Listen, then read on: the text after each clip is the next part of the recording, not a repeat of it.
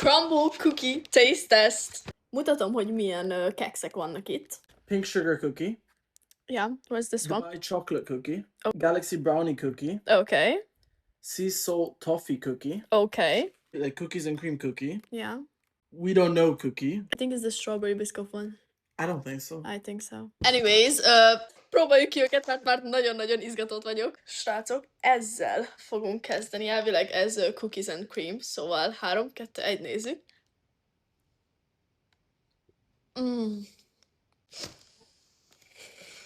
How is it? You can't have too much of this stuff because it's not healthy. It's so good. Egyébként a barátom is itt van mellettem, szóval így ketten fogjuk értékelni ezeket. What do you think of this? 8.5. 8.5. 8, 9, 10 out of 10. 8, 9 out of 10. For me, this is an 8. Like a straight 8. Dubai chocolate crumble cookie.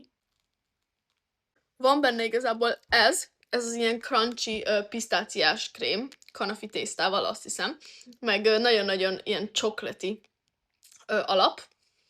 I think this is a 6 out of 10. Yeah. Rettentően nagyon-nagyon-nagyon édesek, szóval sok vizet kell ráinni. Pink sugar cookie. It's either very good or very bland. I think it's gonna be so good.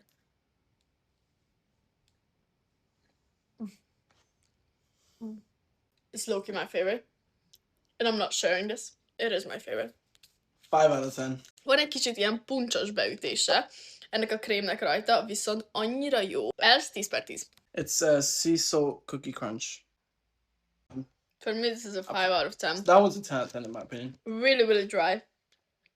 And no frosting. Egy 10-ből 5-öt adok rá. Ő pedig... What did you say to this? It's the same as the Starbucks caramel cookies. 6 out of 10. Yeah, hot. Galaxy brownie cookie.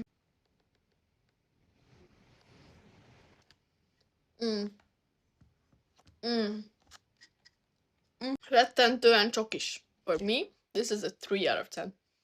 5. 5. Strawberry biscoff cookie. But our friend ate the strawberry.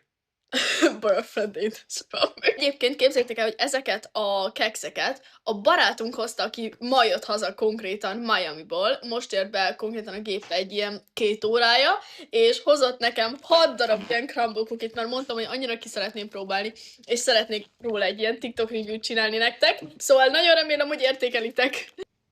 Oké. Kicsit ilyen fahéjas íze van, viszont mégis érzed rajta a biszkofot, és nagyon tetszik rajta ez az epres frosting. Szóval nekem egy ilyen 9 out of 10. 9. Yeah, that's what I said, 9. These two are my You prefer favorites. that one over that one though. You said 8 out of 10. No, I